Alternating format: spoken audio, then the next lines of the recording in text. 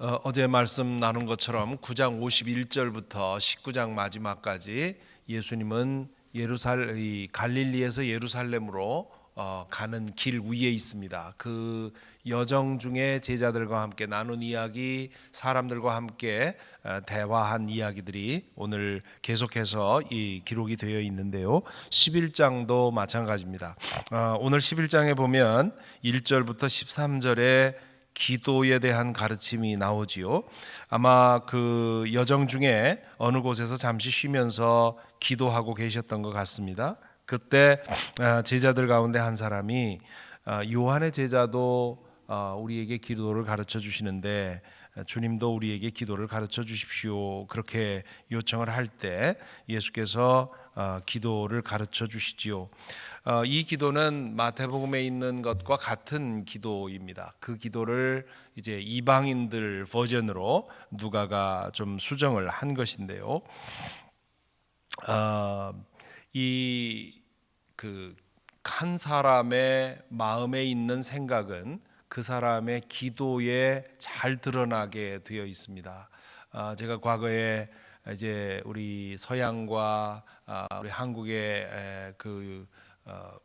좋은 신앙인들이 남긴 기도문들을 모아서 컬렉트해서 책을 낸 적이 있는데요. 그때 여러 도서관들을 뒤져가면서 그 훌륭한 신앙인들이 남겨놓은 그런 기도문들을 찾아다닌 적이 있습니다. 그때 그 주옥 같은 기도문을 들고 도서관 속에서 혼자 전율을 느꼈던 적이 참 많습니다. 한 사람이 자식인 아내 가지고 있는 생각을 큰 책으로 두꺼운 책으로 자기의 사상을 펼 수도 있지만 불과 몇 줄의 기도문 안에 그 사람 안에 무엇이 담겨 있는지를 표현할 수 있습니다. 그래서 그 종교 지도자들은 자신의 생각과 자신의 신학을 반영해서 기도문을 만들어서 제자들에게 주는 그런 것이 하나의 습관이었습니다. 그래서 세례 요한도 그랬다고 하고요.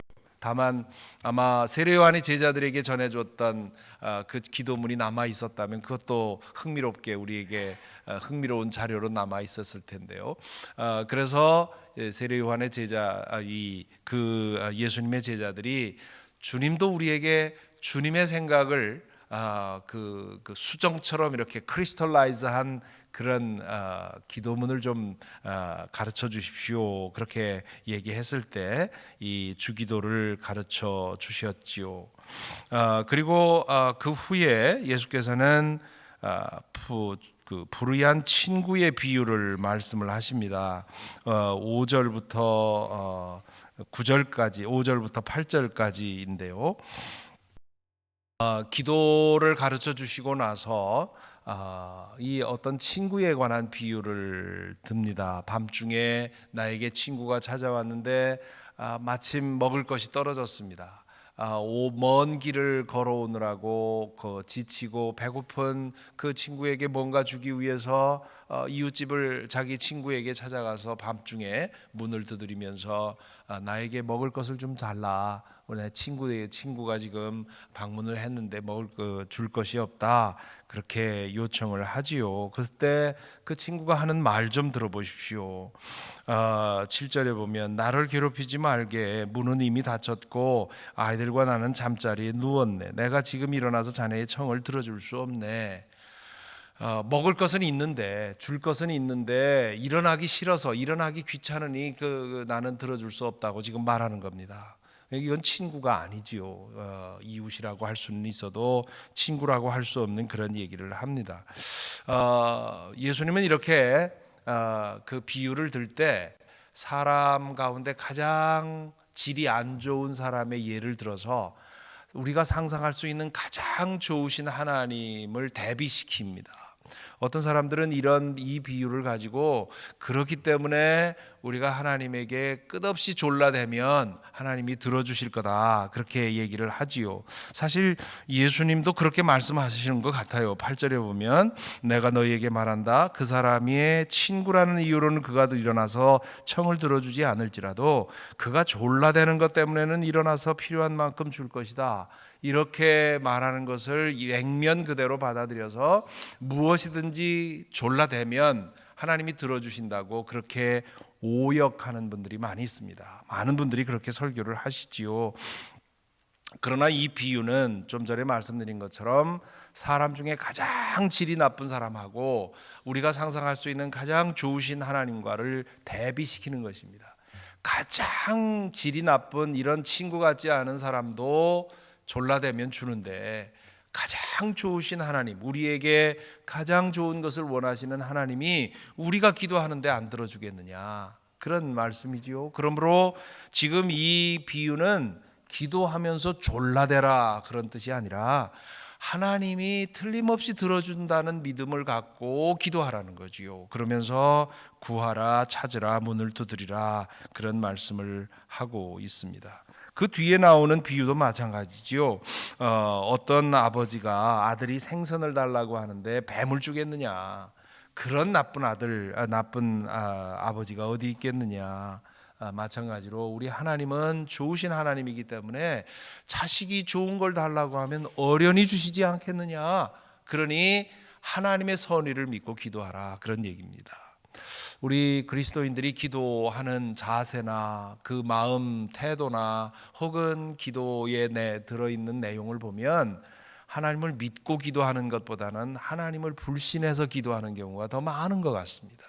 하나님이 들어주시지 않을 것 같은 그런 조바심 가운데 끊임없이 하나님을 졸라대는 그런 기도가 한국에서 많이 가르쳐져 왔지요. 그것이 아니라 내가 원하는 것을 나보다 더 잘하시고 내가 행복해지기를 나보다 더 간절히 원하시는 그 하나님인 것을 믿고 넉넉히 믿고 그분 안에서 나에게 필요한 것들을 구하라고 말씀을 하시지요. 이어서 14절부터 23절에서는 바알세불에 관한 이야기를 합니다. 예수님이 귀신을 내어쫓자 무당들이 귀신을 내어쫓는 것처럼 이 악한 영을 무마시켜서 내어쫓는 것으로, 마치 말하자면 바알세불과 혹은 사탄과 협잡해서 우리를 속이는 것이다. 그러므로 저 사람 믿어서는 안 된다, 이렇게 소문이 퍼졌습니다. 험담을 했습니다. 그러자 예수님이 말하는 것은 겉의 모습은 같을지 모른다, 그러나 내가 악한 영을 내쫓는 것은 그것은 협잡이 아니라 악한 영을 추방하는 것이다. 겉의 모습은 비슷해 보일지라도 내용은 다르다고 하는 말씀을 하시지요. 그리고 24절부터 36절에 4개의 짧은 말씀들이 나오는데요. 먼저 귀신을 내어쫓은 다음에 악한 영이 나의 내면에서 나간 다음에 그 자리를 성령으로 채우지 않으면 더 나쁜 상태가 올 수 있다고 하는, 우리가 할 일은 내 안에 있는 더러운 것을 내보내는 것만이 아니라 좋은 것으로 채우는 것도 필요하다는 말씀을 강조하고 있고요. 그 다음에는 누가 정말 복된 사람인가. 아마 어떤 여자가 예수님이 하시는 말씀과 이런 것들을 보면서 너무너무 부러웠나 봐요. 저런 아들 둔 엄마는 얼마나 행복할까. 우리 어머니들 다 그 다른 여인의 자식이 잘 된다고 하면 다 그런 생각하지 않습니까? 저 여인은 얼마나 행복할까. 그 어떤 여인이 그렇게 말을 하자 예수님 하시는 말씀이, 내 어머니보다 더 복된 사람은 말씀을 듣고 행하는 사람이다, 그렇게 말씀을 하시지요. 세 번째로는 표징을 구하는 세대에 관한 탄식과 진정한 표징이 무엇이냐 하는 말씀을 하고 있고요. 그 다음에 33절부터는 몸의 등불에 관한 말씀을 하고 있습니다. 마음, 이 눈은 곧 우리의 마음이지요. 우리 삶에 있어서 마음인데 이 마음이 밝혀져야 우리의 삶이 바로 잡힐 것이라 말씀을 하지요. 그런 다음에 37절부터 54절에 보면 바리새파 사람들과 율법학자들에 대한 책망의 말씀이 나옵니다. 오늘 이 말씀을 좀 자세히 보겠는데요. 크게 세 가지로 책망을 하시지요. 37절 이하에 보면 예수님을 바리새파 사람이 자기 집에 초청을 했습니다. 그래서 들어가셔서 식사가 나왔는데 음식이 나왔는데 예수님이 손을 씻지 않고 음식을 드셨습니다. 그것을 보고는 이제 바리새파 사람이 어떻게 저럴 수 있는가? 율법의 규정을 지키지 않고 부정한 손으로 먹을 수 있는가? 이제 그렇게 의문을 가졌지요. 어제도 말씀을 드렸지만 예수께서는 항상 이 사람들의 동기나 내면이나 그렇게 행동하는 것들을 보고 있기 때문에 아마도 이것도 의도적으로 그렇게 하시지 않았을까? 물론 당신 손에 무슨 부정한 것이 타지 않았을 거라고 생각을 해서도 그랬겠지만 의도로 그 바리새파 사람을 프로보크하기 위해서 음식을 씻지 않고 손을 씻지 않고 음식을 먹었겠죠. 당연히 그 바리새파 사람이 거기에 대해서 이상하게 볼 거라고 생각을 했던 거죠. 바리새파 사람들은 그런 아주 작은 율법 규정에 매우 신경을 썼던 사람이기 때문입니다. 그런 행동을 하고는 그 바리새파 사람이 이상히 여기는 것을 보고는 예수께서 39절에 말씀을 하시지요. 지금 너희 바리새파 사람들은 잔과 접시의 겉은 깨끗하게 하지만 너희 속에는 탐욕과 악독이 가득하다. 정결해지기 위해서 너희가 끊임없이 매일같이 노력을 하는데 외적으로는 정결할지 몰라도 너희 내면은 내가 무엇이 있는지 내가 다 안다. 내면은 그냥 놓고 겉에만 정결하려고 노력하면 그게 무슨 소용이 있겠는가, 그런 말씀이지요. 40절에 보면 어리석은 사람들아, 겉을 만드신 분이 속도 만들지 아니하셨느냐? 그 속에 있는 것으로 자선을 베풀어라. 그리하면 모든 것이 너희에게 깨끗해질 것이다. 속에 있는 것으로 자선을 베풀라 하는 말은 마치 내 지갑에 있는 돈으로 다른 사람들을 도와주듯이 내 내면에 있는 것을 가지고 행동하라 이겁니다. 그래서 내 내면이 깨끗하다면 손 더러워지는 거, 발 더러워지는 거 그거 중요하지 않다. 그런데 너희는 내면은 그냥 놓고 손과 발 씻는 것에만 관심 가지고 있지 않는가?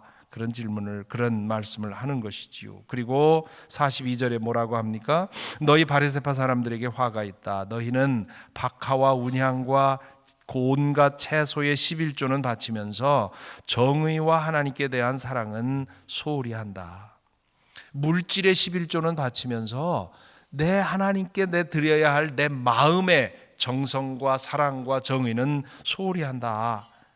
그런 것들도 반드시 행해야 하지만, 여기 그런 것들은 11조를 말하는 거죠. 박하와 운향과 채소의 11조도 해야 하지만 이런 것들도 소홀히 하지 말아야 한다. 이런 것은 정의와 사랑을 말하는 것이지요. 그런 말씀을 먼저 하고 계시고요. 그 다음에 43절에 보면 두 번째로 너희 바리새파 사람들에게 화가 있다. 너희는 회당에서 높은 자리에 앉기를 좋아하고 장터에서 인사받기를 좋아한다. 너희에게 화가 있다. 너희는 드러나지 않게 만든 무덤과 같아서 사람들이 그 위를 밟고 다니면서도 그것이 무덤인지를 알지 못한다. 무슨 말씀입니까? 두 번째로 예수님이 바리새파 사람들을 책망하는 것은 말과 행동이 일치하지 않는다는 말입니다. 율법에 대해서는 많이 알면서, 그 율법에 대해서는 누구보다도 열심히 잘 알면서도 실제로 행동하는 것은 회당에 가면 서로 높은 자리에 앉으려고, 서로 자기가 잘나지 인정받으려고 노력하고, 장터에 가서는 인사받기를 좋아하고, 마치 평토장한 무덤처럼 속에는 더러운 것들이 가득한데 겉으로는 그렇지 않아 보이는 그런 모습을 보이고 있다고 비판을 하시지요. 그렇게 말씀하시자 옆에 있던 율법사 가운데 한 사람이 예수께 말합니다. 선생님, 45절에 보면 선생님이 이렇게 말씀하시면 우리까지도 모욕하는 것입니다. 이 율법학자는 어떤 사람들이냐 하면 바리새파 사람들 가운데 율법 연구에 자신의 사명을 느끼고는 그 율법을 전문적으로 연구하는 사람입니다. 오늘날 비슷한 사람을 따지면 그 변호사 혹은 상담가 뭐 이렇게 카운슬러 뭐 이런 거에 이런 사람에 해당한다고 할 수 있겠죠. 바리새파 사람들도 율법을 열심히 연구했지만 이 율법사들은 그들 가운데서도 가장 열심히 그 율법을 연구하면서 율법에 대한 사람들의 질문을 해결해주고 도와주는 그런 일을 하는 사람들이 율법 교사였습니다.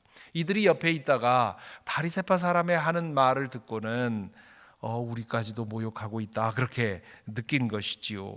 그러자 자기들은 좀 낫다고 생각을 한 거지요. 그러자 예수께서 46절에 뭐라고 합니까? 그렇다. 너희 율법 교사들에게도 화가 있다. 너희는 지기 어려운 짐을 사람들에게 지우면서 너희 자신은 손가락 하나도 그 짐에 대려고 하지 않고 있다. 다른 사람들에게는 율법을 잘 설명해 주면서 이거 해야 되고 저거 해야 되고 사람들에겐 가르치면서 너희 자신은 실제로는 아무것도 하지 않고 있다. 그런 얘기지요. 그것이 율법 교사들에게 둔 그 이후에 쭉 말씀이 나옵니다마는 율법 교사들에게 주신 책망의 핵심이라고 볼 수 있습니다.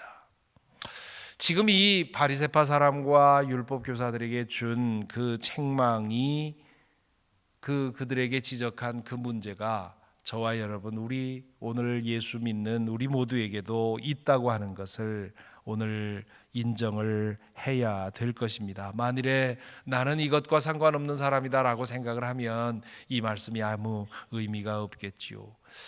이 허물들, 이 바리새파 사람과 율법학자들의 허물이 우리들에게 그대로 있다고 하는 것 우리는 인정하게 되지요. 먼저 우리는 무엇이 중요한지에 대해서 혼동하고 삽니다. 바리새파 사람들처럼 물질에 11조를 드렸으면 그거로 충분하다고 생각을 하고는 내 마음에 하나님께 드려야 할 나의 사랑과 내가 하나님께 바쳐야 할 그런 것들에 대해서는 내 마음의 정성에 대해서는 소홀히 하는 것이지요. 우리 그리스도인들 중에도 11조는 잘 드리지만 부정직하게 돈을 벌면서 내가 부정직하게 돈을 벌고 있지만 11조를 드리기 때문에 괜찮다고 생각하는 무엇이 더 중요한지 모르는 것이지요. 11조도 중요하지만 정직하게 돈 버는 것도 중요하지요. 교회에서는 봉사를 잘하지만 자기 직장에선 태만하고 있다면 어떻게 생각하겠습니까? 내가 직장에서는 눈치 보면서 내 자신을 위해서 내 이익을 위해서 사용을 하면서 그러면서 교회 와서 열심히 일한다면 하나님이 보실 때 어떻게 보시겠느냐는 말입니다.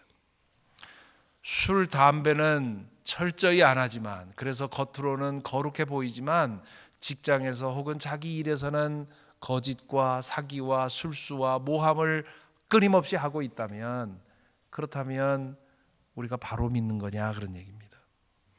여러 가지 일로 봉사는 많이 하지만 입만 열면 다른 사람에게 상처를 주고 있다면 그렇다면 우리가 제대로 하고 있는 거냐. 선교에는 많은 돈을 쓰는 사람이 정작 오늘 하루하루 먹고 사는 것이 어려운 그런 자기 친척을 돌보지 않고 있다면 그렇다면 그것도 잘하는 거냐 말이죠. 우리가 하나님 앞에 신앙생활을 잘한다고 하는 것은 교회 안에 와서 내가 어떻게 하느냐 그거에만 관계된 것이 아니라 내 가정에서 내 직장에서 내가 살아가는 모든 과정 속에서 어떻게 사느냐 그것도 중요하단 말이죠. 물질의 11조가 중요하지만 그러나 동시에 마음의 의와 사랑도 중요하다고 말씀하신 것처럼 우리의 신앙생활이 교회 안에만 있는 신앙생활이 아니라 내 삶의 모든 영역에서 같은 모습을 보이는 것 그것이 우리가 고민해야 되는 문제라고 할 수 있습니다. 두 번째로 예수님은 바리새파 사람들이 아는 것과 말하는 것이 행하는 것이 다르다고 얘기를 했지요. 섬긴다고 말은 하지만 실제로는 군림하는 사람들이 있고요. 사랑한다고 말하면서 실제로는 부리려고 하는 사람들이 있고요. 희생한다고 말은 희생하지만 실제로는 희생 하나도 안 하는 사람들도 있습니다.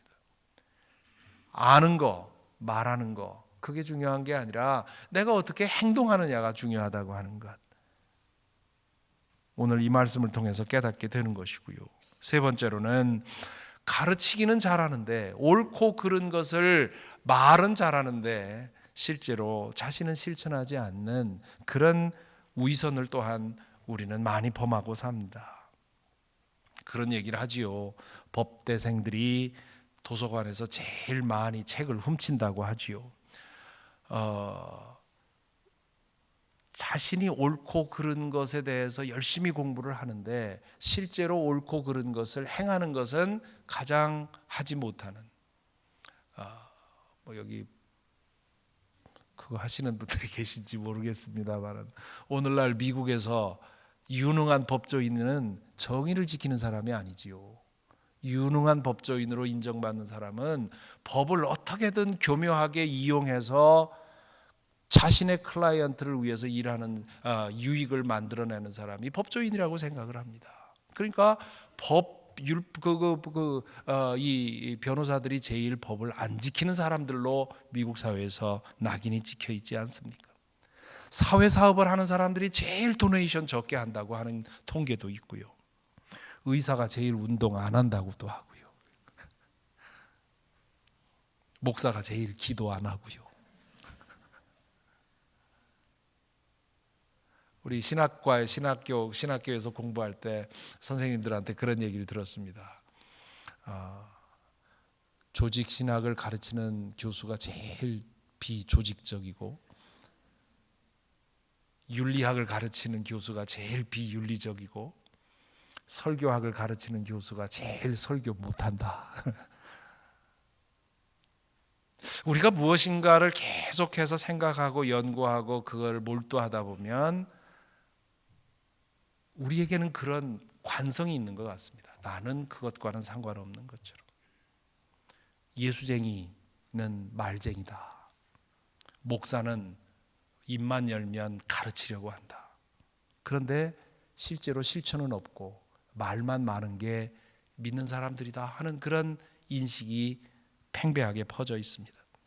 그래서 몇 년 전에 나온 영화에서 한 대목이 계속해서 회자되고 있지 않습니까? 감옥에서 나온 사람에게 감옥 바깥에서 기다리고 있던 전도자가 예수 믿고 구원 받으십시오 하자 그를 향해서 마주 보면서 너나 잘하세요.